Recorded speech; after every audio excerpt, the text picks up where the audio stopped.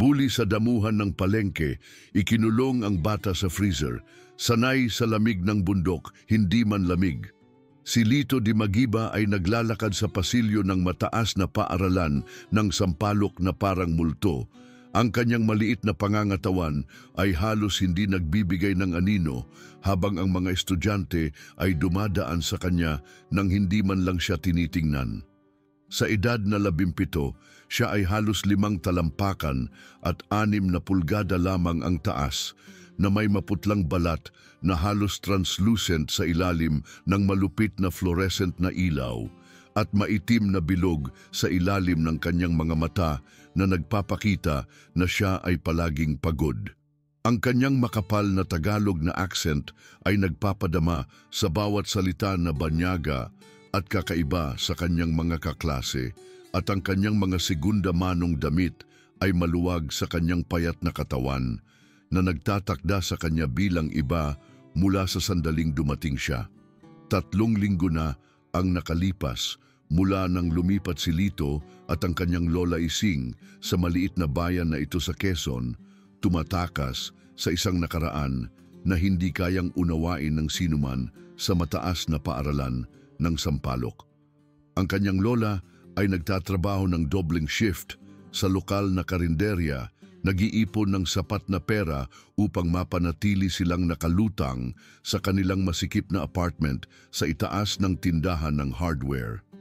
Itinago ni Lito ang kanyang ulo, nagsalita lamang kapag kinakausap at sinubukang makisama sa background ng buhay ng teenager na tila napakalayo sa kanya. Ngunit imposibleng makisama kapag ikaw ang nag-iisang bata sa paaralan na nagugulat sa biglaang ingay na kumakain ng bawat pagkain na parang ito na ang kanyang huling at nagdadala ng kanyang sarili ng may maingat at sinusukat na paggalaw ng isang taong natutunan ng maaga na ang pagkuha ng atensyon ay maaaring mga hulugan ng sakit. Sa unang pagkakataon na napansin siya ni Bong Villarreal, si Lito ay nakaupo ng mag-isa sa malayong sulok ng kantina. Sistematikong kinakain ng kanyang libreng pananghalian habang nagbabasa ng isang lumang paperback na libro. Si Bong ay lahat ng hindi si Lito, matangkad, malapad ang balikat, na may uri ng madaling kumpiyansa na nagmumula sa hindi kailanman kinakailangang mag-alala kung saan magmumula ang iyong susunod na pagkain. Siya ang star linebacker sa football team at ang kanyang ama ang nagmamay-ari ng pinakamalaking dealership ng kotse sa bayan. Kapag nagpasya si Bong na may isang taong karapat-dapat sa kanyang atensyon, ito ay bihirang maging isang magandang bagay. "Hoy, Inchik!" sigaw ni Bong, gamit ang pangalang itinalaga niya kay Lito sa kanyang unang araw. "Uubusin mo ba yang mansanas?" Tumingala si Lito ng dahan-dahan. Ang kanyang mapusyaw na kayumangging mga mata ay nakatagpo ang kay Bong sa loob lamang ng isang sandali bago bumalik sa kanyang libro. Itinulak niya ang mansanas sa kabila ng mesa nang hindi nagsasalita, umaasa na iyon na ang katapusan nito. Ngunit hindi interesado si Bong sa mansanas. Interesado siya sa reaksyon, sa paraan ng paghigpit ng mga balikat ni Lito, sa paraan ng pagigting ng kanyang panga nang halos hindi napapansin. Lumaki si Bong na nakukuha ang anumang gusto niya at ang gusto niya ngayon ay libangan. "Anong problema, Inchik? Kinain na ba ng pusa ang dila mo?" Tumawa si Bong at ang kanyang mga kaibigan, sina Tope Morales at Jake Salonga, ay sumali. Si Tope ay halos kasing laki ni Bong na may parehong malupit na ugali ngunit mas kaunting imahinasyon. Si Jake ay mas maliit, ang uri ng bata na sumasama sa mga bully dahil mas ligtas kaysa maging kanilang target. Isinara ni Lito ang kanyang libro ng maingat. Isinilid ito sa kanyang backpack at tumayo upang umalis. Ngunit hindi pa tapos si Bong sa kanya. "Saan ka pupunta, Inchik? Nagkakakilala pa lang tayo." Ang paraan ng pagsabi ni Bong ng Inchik ay nagpapadama na ito ay isang sumpa. Ang ibang mga estudyante ay nagsisimula ng mapansin ngayon, bumabaling sa kanilang mga upuan upang panoorin ang palabas. Nadama ni Lito ang pamilyar na paninikip sa kanyang dibdib. Ang mga lumang instinct ay nagsisimula. Sa ibang buhay, sa ibang lugar, kinakalkula na niya ang distansya sa mga labasan, tinukoy ang mga potensyal na armas, tinasa ang antas ng banta ng bawat kalaban. Ngunit hindi ito ang lugar na iyon at hindi na siya ang taong iyon, hindi bababa sa sinusubukan niyang hindi maging. Kailangan kong pumunta sa klase, sabi ni Lito ng mahina, ang kanyang accent ay makapal sa tensyon. Kailangan kong pumunta sa klase, ginaya ni Bong na hinihila ang mga patinig sa isang pinalaking Tagalog na accent. Kailangan kong pumunta sa klase, Insik. Ang tawanan mula sa mga nakapaligid na mesa ay parang isang pisikal na suntok. Humigpit ang kamay ni Lito sa strap ng kanyang backpack at sa loob lamang ng isang sandali, ang kanyang mga mata ay kumislap ng isang bagay na malamig at mapanganib. Ngunit pinilit niya ang kanyang sarili na tumalikod upang maglakad patungo sa labasan ng kantina ng may sinusukat na mga hakbang. Iyon ay nang itukod ni Tope ang kanyang paa. Bumagsak si Lito ng malakas. Ang kanyang backpack ay bumukas habang tumama siya sa sahig. Ang mga libro ay nakakalat sa buong linoleum at ang kanyang lumang notebook ay bumukas na nagpapakita ng mga pahina na natatakpan ng sulat kamay. Mas malakas na ngayon ang tawanan at may isang nagsimulang pumalakpak. "Oops," sabi ni Tope na nakangisi sa kanya. "Sorry, Insik, hindi kita nakita dyan." Tinipon ni Lito ang kanyang mga libro ng tahimik. Ang kanyang mukha ay nasusunog sa kahihiyan. Habang inaabot niya ang kanyang notebook, tinapakan ito ni Bong na giniling ang kanyang sakong sa mga pahina. "Ano ito, Insik? Mga love letter kay Duterte." Ang notebook ang tanging bagay na natitira kay Lito mula sa dati, na puno ng mga recipe ng kanyang lola at mga kwento mula sa kanilang tinubuang bayan. Ang makita ito sa ilalim ng sapatos ni Bong ay nagpadala ng isang flash ng galit sa kanya na napakatindi na nagpapadilim ito sa kanyang paningin. Ang kanyang mga daliri ay nanginig, sinusubukan ng memorya ng kalamnan na kontrolin. Ngunit hindi niya kaya, hindi niya gagawin. Ipinangako niya sa kanyang lola. "Pakiusap," bulong ni Lito na tumitingala kay Bong. "Pakiusap, ibigay mo sa akin ang aking notebook." Ang pakiusap ay tila nagbigay kasiyahan sa isang bagay kay Bong. Itinaas niya ang kanyang paa at umatras. Pinapanood habang maingat na pinulot ni Lito ang nasirang notebook at niyakap ito sa kanyang dibdib. "Magkita tayo sa paligid, Insik," sabi ni Bong at may isang pangako sa kanyang boses na nagpalamig sa dugo ni Lito. Ang pattern ay naitatag noong araw na iyon. Hahanapin ni Bong at ng kanyang mga kaibigan si Lito sa pagitan ng mga klase, sa mga pasilyo, kung minsan kahit sa banyo. Itutumba nila ang kanyang mga libro sa kanyang mga kamay, magbibigay ng mga komento tungkol sa kanyang accent, tatawagin siyang Insik o Chino o dayuhan. Tatanungin nila siya kung naaalala niya ang kanyang alagang aso, kung alam niya kung paano gumawa ng toyo, kung siya ay isang espiya. Tiniis ni Lito ang lahat ng ito ng tahimik. Lilinisin niya ang anumang gulo na ginawa nila, pupulutin ang anumang itinumba nila at magpapatuloy sa kanyang paraan ng walang reklamo. Hindi siya lumaban, hindi nagtaas ng kanyang boses, hindi man lang tumingin sa kanila sa mata ng higit sa isang segundo. Pinanood ito ng ibang mga estudyante na may uri ng detached na interes na karaniwang nakalaan para sa mga wildlife documentary. Ang ilan sa kanila ay naawa sa tahimik na batang Tagalog, ngunit hindi sapat na maawa upang makisali. Ang makisali ay nangangahulugang maging isang target at alam ng lahat na mas mahusay na maging isang bystander kaysa maging isang biktima. Napansin ni Ginang Reyes, ang kanyang guro sa Filipino, ang lalong madalas na mga pasa sa kanyang mga braso, ang paraan ng paggulat niya kapag may nagtaas ng kanilang boses. Hinila niya siya sa isang tabi. Pagkatapos ng klase isang araw, ang kanyang boses ay banayad sa pag-aalala. Lito, ayos lang ba ang lahat sa bahay? Nahihirapan ka bang mag-adjust sa paaralan? Tiningnan niya siya sa mga mapusyaw, sinaunang mga mata at tumango ng dahan-dahan. Ayos lang po ang lahat, Ginang Reyes. Salamat po sa pagtatanong. Gusto niyang itulak, gustong tumulong, ngunit may isang bagay sa kanyang boses na nagbabala sa kanya. Isang bagay na nagmumungkahi na natutunan niya noon pa man na ang mga matatanda ay hindi palaging mapagkakatiwalaan upang protektahan ka. Ang breaking point ay dumating sa isang Biyernes ng hapon sa huling bahagi ng Oktubre. Si Lito ay naglalakad patungo sa kanyang locker pagkatapos ng huling bell, umaasa sa weekend sa 2 araw ng pinagpalang anonymity. Ngunit naghihintay sa kanya si Bong at ang kanyang crew at nagdala sila ng mga kaibigan. "Hoy, Inchik!" sigaw ni Bong. Ang kanyang boses ay umaalingaw-ngaw sa halos walang laman na pasilyo. "Pinag-uusapan ka lang namin." Tumigil sa paglalakad si Lito, ngunit hindi lumingon. Naririnig niya silang papalapit, kayang bilangin ang kanilang mga yapak, kayang amuyin ang pinaghalong kolon at pawis na tila sumusunod sa kanila saan man.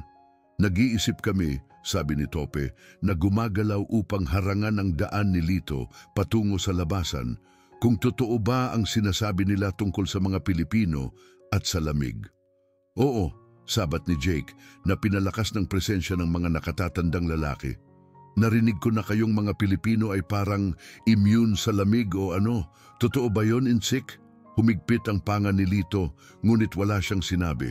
Sinubukan niyang lumakad sa paligid ni Tope, ngunit muling gumalaw ang mas malaking lalaki upang harangan siya.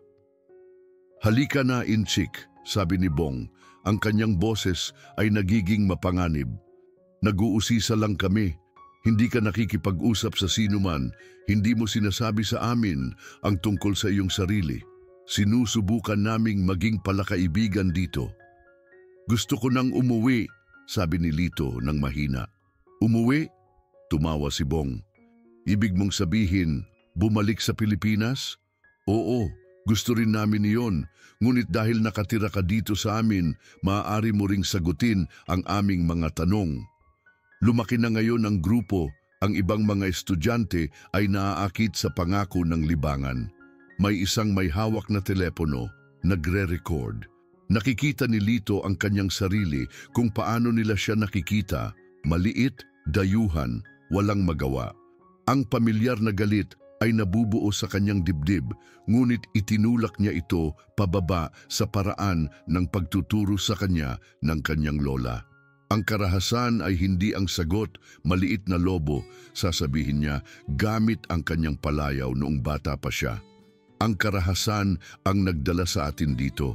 Ang karahasan ang iniwan natin.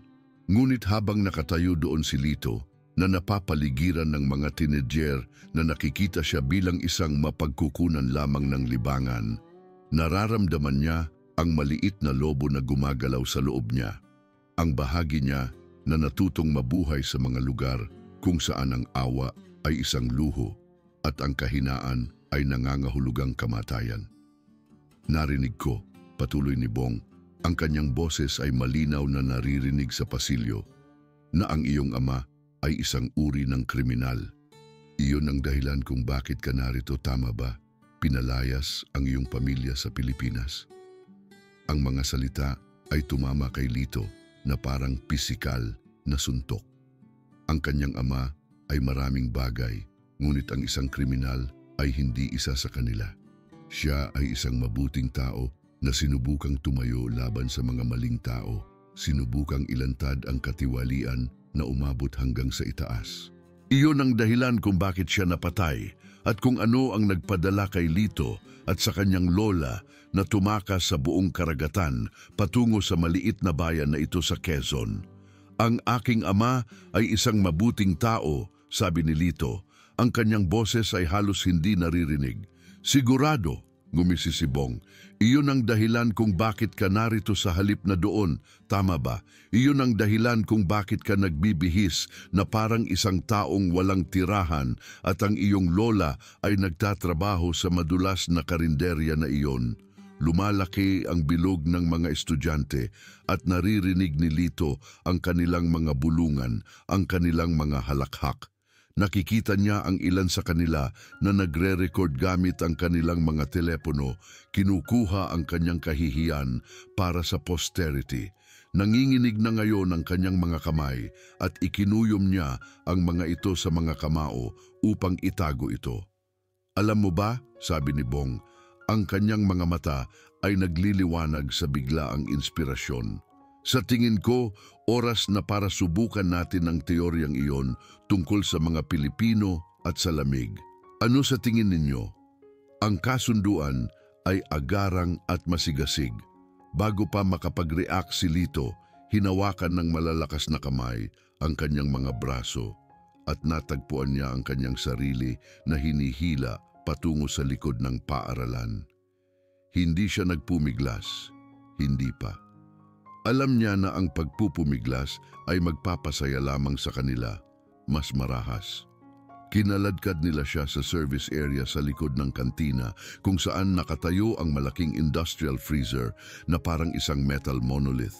Ginagamit ito para sa pag-iimbak ng mga delivery ng pagkain, sapat na malaki upang pasukin, na may mabigat na pinto na mahigpit na nagsasara upang mapanatili ang lamig. Perpekto, sabi ni Bong na inilalabas ang kanyang telepono upang mag-record. Tingnan natin kung gaano katigas ang ating maliit na Pilipino. Nadama ni Lito ang lumang pamilyar na kalmado na naninirahan sa kanya habang pinipilit nila siya patungo sa freezer. Ito ang parehong kalmado na nadama niya sa mga bundok kapag pupunta ang mga gwardya sibil para sa kanya sa kalagitnaan ng gabi. Ang parehong kalmado na nadama niya kapag ihahagis nila siya sa solitary confinement, sa mga selda na napakalamig na karamihan sa mga tao ay masisira sa loob ng ilang oras. Hindi nila alam, hindi nila kayang malaman. Para sa kanila, siya ay isang payat na 17 taong gulang na bata na masyadong natatakot upang lumaban.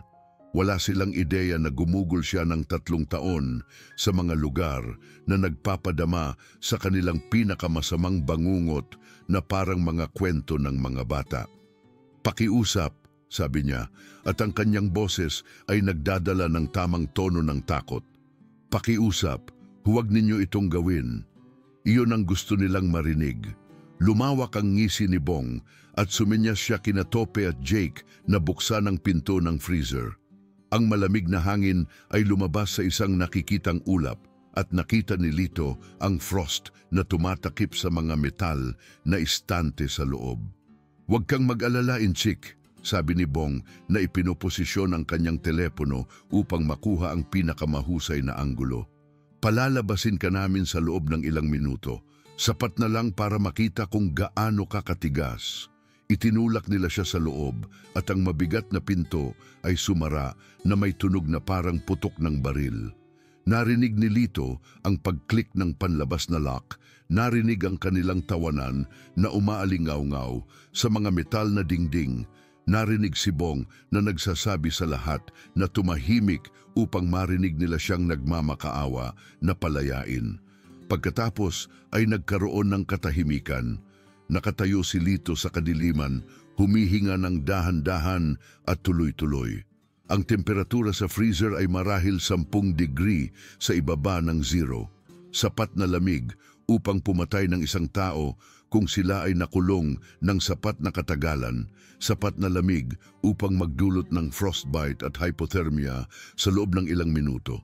Ngunit halos hindi ito nadama ni Lito. Nasa mas malamig na mga lugar na siya. Mas malamig pa. Gumugol siya ng mga linggo sa mga selda kung saan bumaba ang temperatura sa 40 degree sa ibaba, kung saan ang mga dingding ay natatakpan ng yelo at ang bawat hininga ay parang lumulunok ng mga kutsilyo.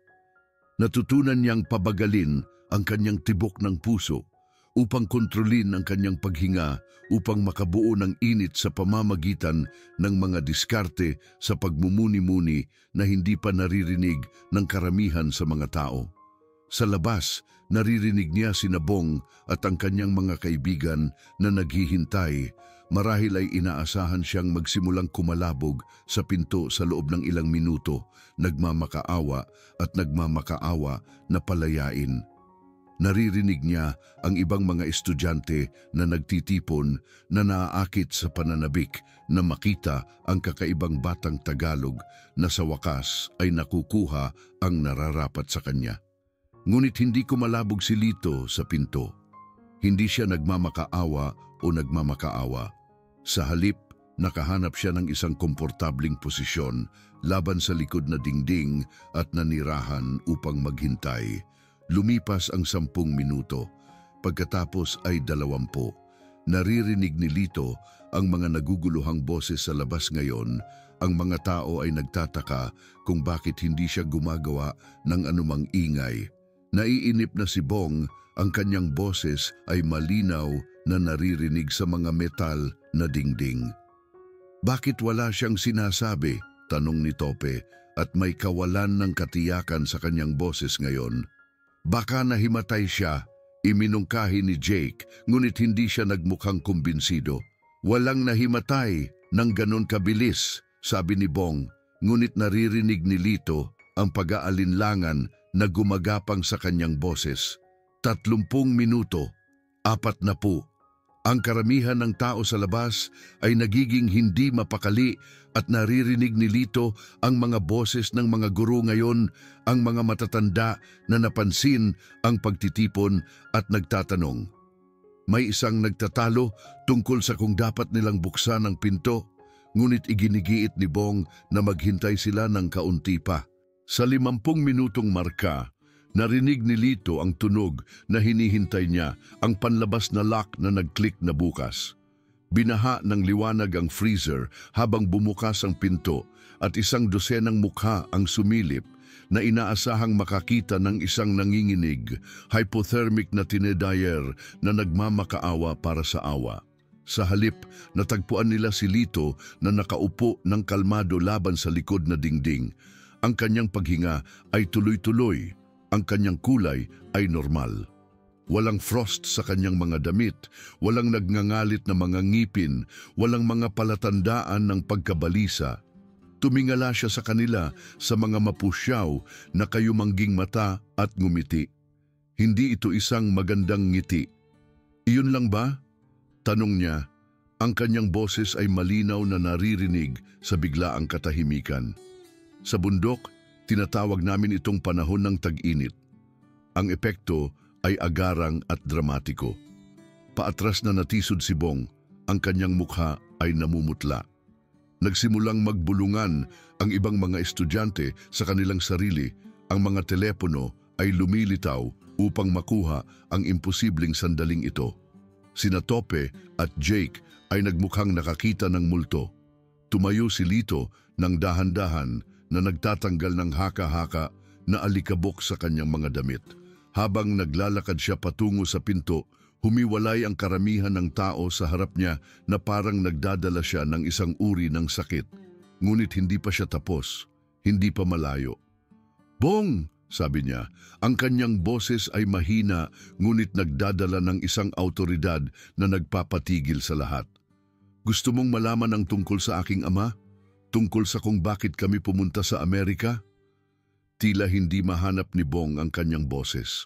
Nakatayo lamang siya doon na nakatitig kay Lito na parang tumitingin siya sa isang bagay na hindi dapat umiral. "Ang aking ama," patuloy ni Lito na humahakbang papalapit, "ay isang mamamahayag. Sumulat siya ng mga kwento tungkol sa mga lalaki na nag-iisip na sila ay makapangyarihan, mga lalaki na nag-iisip na maaari nilang saktan ang mga tao nang walang mga kahihinatnan. Ang mga lalaki na isinulat niya ay hindi masyadong nagustuhan iyon." Isa pang hakbang papalapit, sinubukan ni Bong na umatras ngunit napakaraming tao sa likod niya. "Pinatay nila siya," sabi ni Lito. Ang kanyang boses ay nag-uusap pa rin. Ngunit una, gusto nilang magpadala ng mensahe. Kaya kinuha nila ang kanyang 13 taong gulang na anak, iyon ay ako, at inilagay nila siya sa isang lugar kung saan pumupunta ang maliliit na batang lalaki upang mamatay. Gusto nilang sirain ako upang gawin akong isang halimbawa ng kung ano ang mangyayari kapag tumayo ka laban sa mga maling tao. Ang katahimikan ay ganap na ngayon. Kahit na ang mga guro na dumating upang buwagin ang pagtitipon ay tumigil sa pagsasalita na naaakit sa tahimik na tindi ng boses ni Lito. Sa loob ng 3 taon, patuloy ni Lito, nabuhay ako sa mga lugar na magbibigay sa iyo ng mga bangungot. Natutunan ko ang mga bagay na hindi dapat matutunan ng isang bata. Nakaligtas ako sa mga bagay na sisira sa karamihan ng mga matatanda. At alam mo ba kung ano ang nagpanatili sa akin na buhay, Bong? Umiling si Bong, hindi makapagsalita. Ang kaalaman na balang araw sa isang lugar magkakaroon ng mga taong katulad mo. Mga taong nag-iisip na ang lakas ay nagmumula sa pananakit sa mga hindi kayang lumaban. Mga taong nag-iisip na ang kapangyarihan ay nangangahulugang pagdurusa ng iba. Malapit na si Lito upang hawakan si Bong ngayon. Sapat na malapit na makita ng lahat ang pagkakaiba sa pagitan nila. Mas malaki, mas malakas. Dapat ay mas matigas si Bong. Ngunit sa sandaling iyon, nagmukha siyang isang bata kumpara sa maputla, maliit na batang lalaki na nakatayo sa harap niya. Gusto mong makita kung ano ang natutunan ko sa mga bundok na iyon, Bong? Tanong ni Lito. Ang kanyang boses ay bumababa sa halos hindi naririnig. Gusto mong malaman kung ano ang mangyayari kapag itinulak mo ang isang taong wala nang mawawala? Sa loob ng isang sandali, mukhang sasagot si Bong ng oo. Ang kanyang pagmamataas ay nakikipaglaban sa kanyang lumalaking takot. At nakita ni Lito ang eksaktong sandali kung kailan nanalo ang takot. Ako, humihingi ako ng paumanhin, utal ni Bong, ang kanyang boses ay pumutok. Nagbibiro lang kami. Biro lang yon, pare. Wala kaming ibig sabihin. Pinag-aralan siya ni Lito sa loob ng mahabang sandali. Pagkatapos ay tumango ng dahan-dahan. Alam kong wala kang ibig sabihin. Iyon ang problema. Sinaktan mo ang mga tao dahil nababagot ka, dahil nagpapadama ito sa iyo na mahalaga, dahil kaya mo. Iyon ang nagpapadama sa iyo na mapanganib, Bong. Hindi ang iyong laki, hindi ang iyong mga kaibigan, hindi ang pera ng iyong ama, ang iyong kawalang interes sa sakit ng ibang tao. Bumaling siya upang tugunan ang buong karamihan ng tao ngayon. Ang kanyang boses ay malinaw na naririnig sa hapon na hangin. Pumunta ako dito upang magsimulang muli, upang iwanan ang karahasan. Ipinangako sa akin ng aking lola na maging mas mahusay kaysa sa mga taong nanakit sa aking pamilya. Sa loob ng 3 linggo, tinupad ko ang pangakong iyon. Hinayaan ko kayong libakin ako, hiyain ako, saktan ako, dahil naisip ko na iyon ang ibig sabihin ng pagiging mas mahusay. Ang kanyang mapusyaw na mga mata ay sumilay sa mga mukha ng kanyang mga kaklase at ilan sa kanila ang umiwas ng tingin. Ngunit nagkamali ako.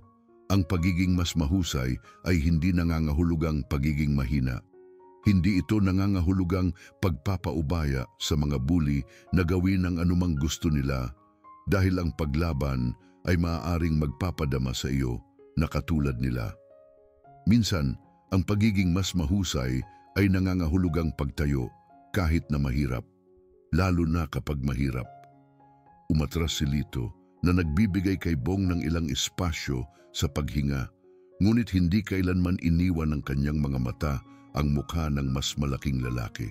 Mayroon kang pagpipilian na gawin, Bong.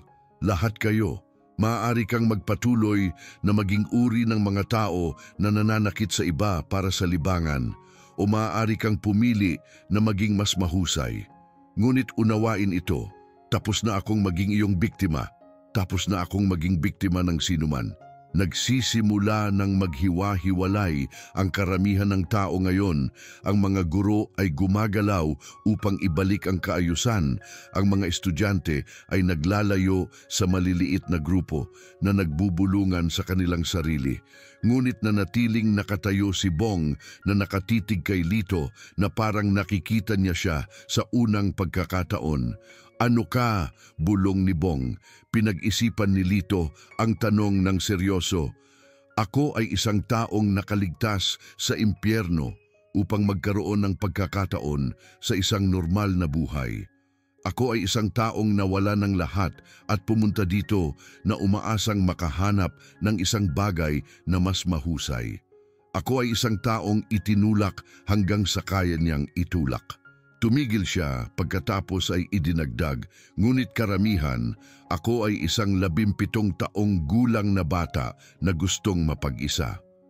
Habang naglalakad palayo si Lito, patungo sa harap ng paaralan kung saan naghihintay ang kanyang lola upang sunduin siya, nararamdaman niya ang bigat ng 12 ng mga mata sa kanyang likod. Ngunit iba na ang pakiramdam ngayon. Kung saan dati ay may pagwawalang bahala at paghamak, ngayon ay may iba pa. Respeto, marahil, o takot. Hindi siya sigurado kung alin ang mas gusto niya. Sa susunod na Lunes, ang mataas na paaralan ng Sampaloc ay isang ibang lugar para kay Lito Di Magiba. Ang mga estudyante na hindi pa nakikipag-usap sa kanya dati ay tumango kapag dumadaan sila sa kanya sa mga pasilyo. Tiningnan siya ng mga guro na may bagong interes na parang nakikita nila siya ng malinaw sa unang pagkakataon. At si Bong Villarreal, ang takot ng junior class, ay umiwas ng tingin. Ang kwento ng nangyari sa freezer ay kumalat sa weekend na lumalaki sa pagsasabi. Ang ilang mga bersyon ay mayroon kay Lito na nagmumuni-muni tulad ng isang monghe.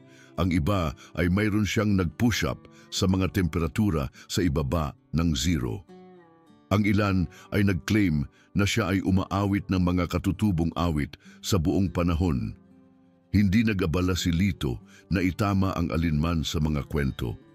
Hayaan silang isipin ang gusto nilang isipin. Ang mahalaga ay walang tumatawag sa kanya na intsik. Sa pananghalian, umupo siya sa kanyang karaniwang sulok, nagbabasa ng kanyang libro at kinakain ang kanyang libreng pagkain. Ngunit sa pagkakataong ito, nang may lumapit sa kanyang mesa, hindi sina Bong o ang kanyang crew. Ito ay si Sarah Chen, isang tahimik na babae mula sa kanyang klase sa chemistry na palaging tila hindi nakikita tulad ng kanyang sarili. "Okay lang ba kung umupo ako dito?" tanong niya na suminyas sa walang laman na upuan sa tapat niya. Tumingala si Lito, nagulat. "Oo naman, pakiusap." Habang umuupo siya sa kanyang upuan, sumulyap siya sa paligid ng kantina na napansin ang paraan ng paghina ng mga pag-uusap tuwing tumitingin ang mga tao sa kanilang direksyon. Kaya, sabi niya ng kaswal na binubuksan ang kanyang sariling lunch bag, "Bundok, ha?" Ang mga labi ni Lito ay kumibot sa kung ano ang maaaring isang ngiti. Sa totoo lang, mas katulad ito ng Quezon, ngunit malapit na rin. "Quezon," ulit niya nang nag-iisip. "Narinig ko na maganda doon. Ang ilang bahagi nito ay," sumang-ayon si Lito, "ang mga bahagi na hindi natatakpan ng konkreto at alambreng tinik." Kumain sila sa komportabling katahimikan sa loob ng ilang sandali. Dalawang hindi nakikitang bata na biglang naging napakakita. Sa wakas, nagsalita muli si Sarah. "Alam mo, palagi kong iniisip na mukhang malungkot ka," sabi niya. "Hindi natatakot, hindi galit. Basta, malungkot." Pinag-isipan ito ni Lito. "Sa palagay ko ay ganoon ako, ganoon pa rin. Mahirap iwanan ang lahat at magsimulang muli, lalo na kapag ang mga bagay na iniwan mo ay hindi iyong pagpili. Ngunit hindi ka lang malungkot, di ba?" Patuloy ni Sarah. "May iba pa, isang bagay na hindi nakita ni Nabong at ng kanyang mga kaibigan." "Ano sa tingin mo iyon?" tanong ni Lito na tunay na nag-uusisa tungkol sa kanyang pananaw. Kumagat si Sarah sa kanyang sandwich na ngumunguya ng nag-iisip. Lakas, sa palagay ko, hindi ang uri na nagmumula sa mga kalamnan o ugali, ngunit ang uri na nagmumula sa pagkaligtas sa mga bagay na sisira sa ibang mga tao. Ang uri na nagpapahintulot sa iyo na umupo sa isang freezer sa loob ng halos 1 oras nang hindi kumukurap. Sa tingin mo ba ay nagpapadama iyon sa akin na malakas? Tanong ni Lito. Sa tingin ko, sabi ni Sarah ng maingat, na ikaw ang pinakamalakas na tao sa paaralang ito, marahil ang pinakamalakas na taong nakilala ko. At